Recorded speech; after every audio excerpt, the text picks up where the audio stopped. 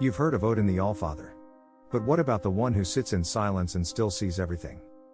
Frigg, queen of Asgard, goddess of fate, motherhood, and unspeakable sorrow, may not ride into battle, but she shapes the very world the gods fight to protect. Today, we're diving into 10 powerful tales where Frigg is either the heart of the story or the whisper behind the curtain. From tragic prophecy to secret rivalries, from divine grief to icy foresight, this is the shadowy mythology you never learned in school. This is Brainrot Digest. And these are 10 Norse myths about Frigg.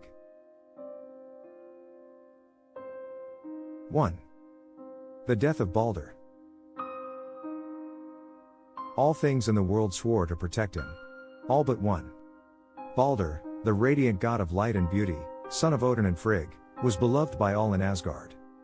But Frigg, his mother, was haunted by a shadow. One night, Baldr began to have dreams, visions of his own death, visions that shook the golden halls of the gods.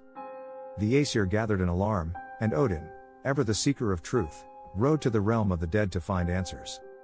The seeress he disturbed from her grave confirmed it: Baldr would die. Frigg was not one to surrender to fate. She journeyed across the 9 realms, asking every being and object, fire, water, stone, steel, disease, and beasts, to swear an oath never to harm her son. And they did. The world itself bowed to her plea. The gods rejoiced, now certain that Baldr was invincible. They turned the whole ordeal into a game. In the field before the gods, they threw stones and spears at Baldr. Nothing could harm him. He stood laughing as blades bounced off his skin. All but one god stayed silent: Thor, Baldr's blind twin brother, who watched from the shadows. Loki, ever the schemer, saw his chance. Disguised as an old woman, he visited Frigg in Fensalar. Gently, he asked her about the oaths. And Frigg, unaware of the trickery, admitted one thing had refused: mistletoe. It was too young, too insignificant to be asked. That was all Loki needed. He crafted a dart from mistletoe and returned to the laughing crowd. Approaching Thor, Loki whispered, "Let me help you play." The blind god took the dart. Loki guided his arm. The dart flew. And Baldr fell. The laughter stopped. As he struck the ground, light left the world. The gods were frozen in disbelief. Frigg's scream shattered the silence. Her son, her shining child, lay dead, pierced by the one thing she had overlooked. Odin said nothing, but his eye burned with fury. Frigg begged the gods to go to Hel and bring her son back. Hermother, another son of Odin, rode Sleipnir into the underworld. Hel, the cold and deathly goddess, made an offer: if every creature in the 9 realms wept for Baldr, he could return. And so they did.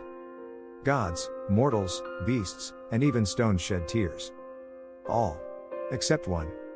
A giantess named Thok, hiding in a cave, refused. Some say it was Loki in disguise. Because of one tear unshed, Baldr stayed dead. Frigg's grief became the sorrow of the world. Frigg, the goddess of foresight, had seen it all in dreams. Yet could not stop it. The gods no longer laughed. And mistletoe was never harmless again. 2. Frigg and Odin's secret duel of knowledge. What is marriage, if not a long war of secrets, fought in silence, with riddles for swords? Long before the war with the Vanir, long before Baldr's birth or Ragnarok's shadow, there was a quiet contest that no skald dared speak of directly. For it was not a battle of axes, nor of armies, but of minds and hearts. Frigg, queen of Asgard, who sat beside Odin upon the high throne of Leithskalf, saw much. She was a weaver of fate, and the goddess of foresight, motherhood, and hidden knowledge. Her silence was not ignorance, it was protection. Odin, her husband, bore a different hunger. He traveled the 9 realms in disguise, traded eyes for wisdom, hung from Yggdrasil for runes, and drank the mead of poetry. Knowledge was his obsession. But there was one mind he could not read. One will that bent like a reed, never breaking. Frigg's. One night, under a sky thick with stars and silence, Odin proposed a game. No titles. No thrones. No armor or names. Just a fire between them, and a challenge: 10 questions. 10 answers. The first to falter would admit the other's greater wisdom. Frigg accepted with a smile that told him she had been waiting. He asked her the names of the roots of Yggdrasil. She told him not just the names, but how each trembles when war is near. She asked him the true name of the wind that breathes across the Ginnungagap. He hesitated, then gave her a poetic lie. She accepted it. He asked of the Jotnar's bloodlines, how deep they go. She asked what the Allfather whispered to his dead son Baldr. His face darkened. That was no fair question.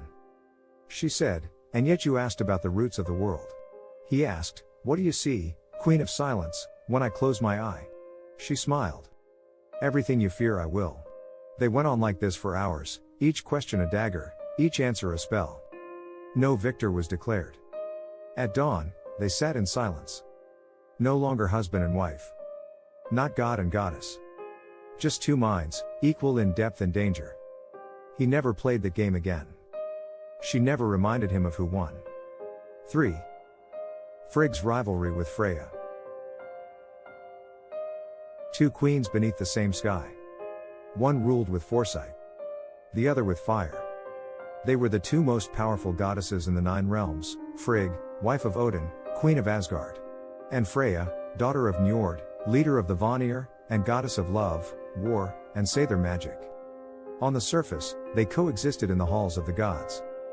But beneath the golden roof of Valhalla, tension brewed like a storm behind the clouds. Frigg was revered for her wisdom and quiet power. She sat at Odin's side, queenly and composed, with secrets whispered to her by fate itself. She knew many things, some say she knew everything. But she rarely spoke of it.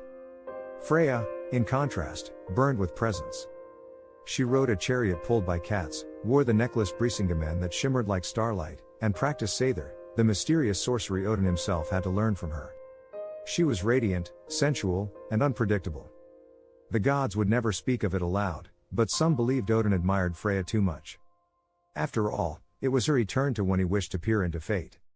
Her rituals he mimicked when he wore a woman's cloak and traveled the world in disguise. Some skalds whispered that Odin and Freyja's bond was deeper than loyalty. Or marriage. Frigg knew. She always knew. And Freyja knew that Frigg knew. Their rivalry wasn't one of screaming matches or open war. It was colder than that. A silence at the feast. Averted eyes at the council table. Mocking praise veiled in compliments. Competing temples, competing cults, and whispered rumors among mortals that even the gods might be jealous. Once, Loki taunted them both, accusing each of sleeping with the same gods, even Odin's brothers. Neither woman denied nor confirmed anything. But the fire in their eyes that day silenced even Loki for a moment. There was no victor in their silent war. Only the slow, creeping erosion of trust in Asgard's golden court. Frigg saw the future. Freyja danced in it. And Odin walked the line between them, never quite choosing a side. 4. The journey to Geirothr's hall. Power without wisdom is the quickest path to cruelty. Once, long ago, Odin and Frigg sat side by side on their high thrones in Leithskalf, where they could see into all the worlds. Below them, Midgard's mortals scurried and thrived, and among them stood two brothers, Agnar and Geirothr, sons of kings, raised as fosterlings by gods in disguise. Frigg favored Agnar, the gentle and kind-hearted one. Odin, ever drawn to ambition and cunning, favored Geirothr. So the gods made a wager. Frigg claimed that Geirothr's heart was hollow, that he would grow cruel and loveless. Odin scoffed and vowed to prove her wrong. And so began the test. Disguised as a wanderer named Grimnir, Odin traveled to the court of Geirothr, now king. But Frigg, wise and subtle, had whispered a seed of suspicion into Geirothr's ear before Odin's arrival. A sorcerer is coming, she warned. He will twist your fate. So when Odin arrived, he was not welcomed with bread and mead. Instead, Geirothr, forgetting honor, forgetting hospitality, cast the old man into a dark chamber between two blazing fires. For 8 nights, Odin sat, unflinching, unspeaking, as the flames licked at his skin and the guards mocked his silence. Frigg, watching from above, wept. Not for Odin, he could endure it. But for the soul of Geirothr, now stained with cowardice. On the 9th night, the young prince, Agnar, the namesake of Frigg's beloved, snuck into the chamber. He offered Odin drink and kindness. And in return, the disguised god revealed his true name. The walls trembled. The fire hissed and died. Odin stood tall, casting off his disguise. Geirothr, realizing his mistake, ran to beg forgiveness, but stumbled, slipped, and fell upon his own sword. His life ended not with glory, but with shame. Agnar, noble and brave, became king. And Frigg smiled, not in triumph, but in quiet relief. "It is not the strongest who must rule," she whispered, "but the kindest." And thus the wager ended. Frigg, as always, had seen the truth long before anyone else. 5. Loki's insults to Frigg. In wine and rage, truth slips from forked tongues. The gods gathered for a feast in Aegir's hall, a rare celebration in the golden halls of Asgard. Laughter echoed, mead flowed freely, and the great tables groaned with roasted boar and sweet honey cakes. All was joy, until Loki arrived. Uninvited. Unwanted. Unrepentant. He stormed into the hall, eyes blazing, demanding a seat at the gods' table. At first, they refused. But Odin, ever the one to test fate, gave him a place beside Bragi, the god of poetry. And then, like poison spilled into a well, Loki began to speak. He went god by god, unearthing secrets and shame. He mocked Freyja's lovers, accused Njorthr of sleeping with his sister, even taunted Tyr for losing his hand to Fenrir. But when his sharp tongue turned toward Frigg, the room fell silent. "You, Frigg," Loki hissed, "you've known more men than your husband alone. While Odin was away, you took his brothers to your bed." Gasps. The clatter of goblets. Odin's knuckles went white. Frigg did not deny it. She did not rise. She did not flinch. She only met Loki's gaze, calm as winter's breath. "If I had the power," she said coldly, "you would not leave this hall alive." But this was Loki's game. He wanted blood. He wanted collapse. And so he laughed, and moved on to others, sowing more chaos, turning brother against brother, god against god. Yet his insult to Frigg lingered, heavier than all the rest. Because hers was no sin of lust, it was the shadow of grief. For Frigg had once seen her beloved son Baldr die. And she would do anything, to undo fate. Even if it meant bending oaths, or crossing lines she could never erase. Later, after the feast lay in ruin and Loki was bound in the dark with venom dripping onto his face, it was said that Odin wept not for Loki's punishment, nor for the collapse of peace among the gods. But for Frigg.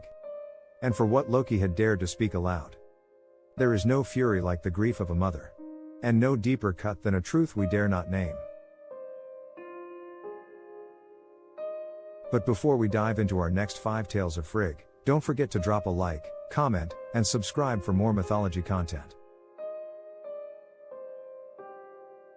6. Frigg's weeping and plea to Hel.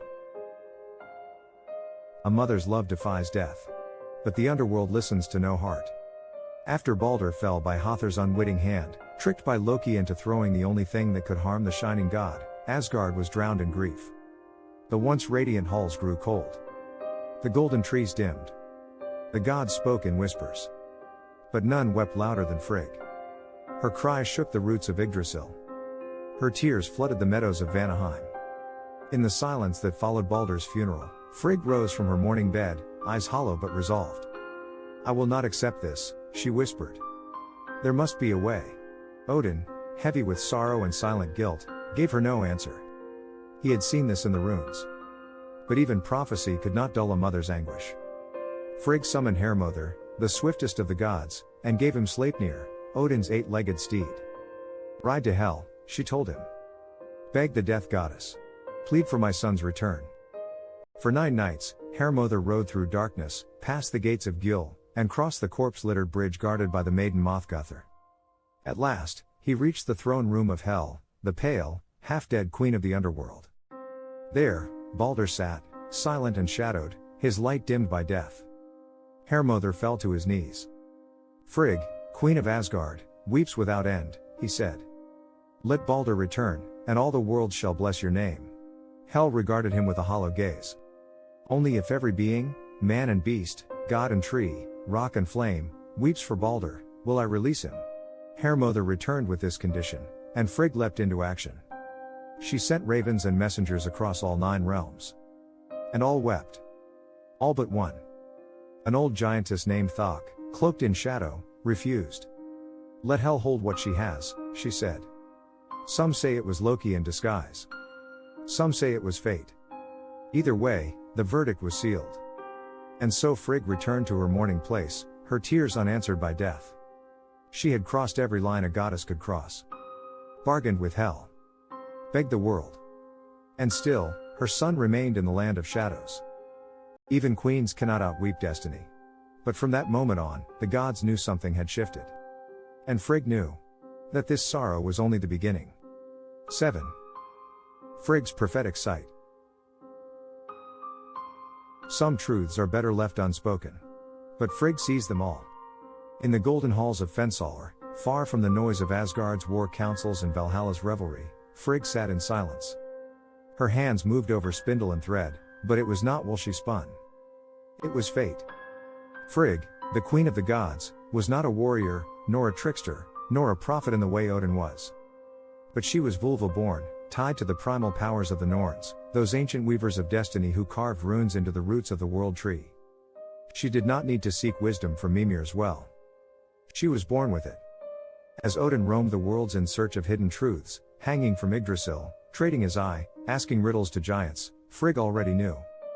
She saw the threads before they tightened. She foresaw the death of her son Baldr long before the dream had come to him.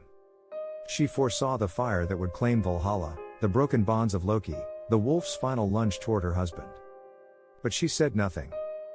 Because prophecy, to Frigg, was not a tool. It was a burden. Once, Odin returned from a long journey through the 9 realms, dripping with riddles and restless from truths half understood. He entered Fensalar and demanded, "Tell me what you know of the end. I have seen the signs, wife. I have tasted death in dreams." Frigg looked up from her spindle. "And if I told you?" she asked.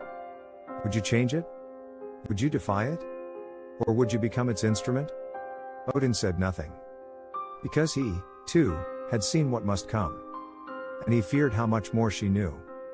Frigg's power was not in spells or swords, it was in silence. She kept the fate of the world beneath her tongue. She watched her children laugh, and mourned them already. She heard the winds howling outside her chambers and knew, one day, they would carry ash instead of snow. And yet, still she spun. Still she ruled with grace. Still she stood beside Odin, not as queen, but as the one who sees everything. And still hopes. What is heavier than knowledge? The choice to carry it alone. 8. Frigg and Fulla, the keeper of secrets. A queen holds her court, but a goddess trusts one voice above all. In the halls of Fensalar, where golden threads glinted like dawnlight and silent courtyards echoed with ancient knowing, 2 figures moved through time together, Frigg, queen of Asgard, and Fulla, her shadow and whisper, her confidant and keeper of secrets. Fulla wore her hair unbound, a golden ribbon crowning her brow, the mark of divine favor. She did not sit on thrones or wage wars. She walked behind Frigg, always close, always listening. She was more than a handmaiden. She was memory. She was vault. She was silence, made sacred. Whenever Frigg's heart trembled, whenever fate wove a cruel knot she dared not share with Odin, she turned to Fulla.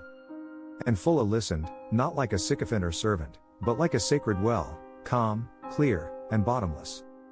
She heard of Baldr's haunting dreams before even Odin did. She knew of the mistletoe's danger, long before it flew. She watched as Frigg's quiet prayers were sealed in air and sent to the corners of the world, always bearing her queen's sorrow, always holding it safe. In times of crisis, when the gods assembled, Loki, ever venomous, once spat, "Frigg hides truths in the mouth of her maid. Let her speak, if secrets taste so sweet." But Fulla only smiled. She had survived centuries by never speaking out of turn. Even Odin himself, mighty Allfather, knew better than to pry from Fulla what Frigg had hidden. For secrets, once given breath, can change the winds of fate, and Frigg trusted Fulla to guard not just her pain, but the delicate balance of destiny. Some whispered that Fulla was more than a goddess of bounty and riches, that she was Frigg's second mind, a living echo of her thoughts. A vessel for prophecy. A priestess whose silence held back the tide of Ragnarök one whisper at a time.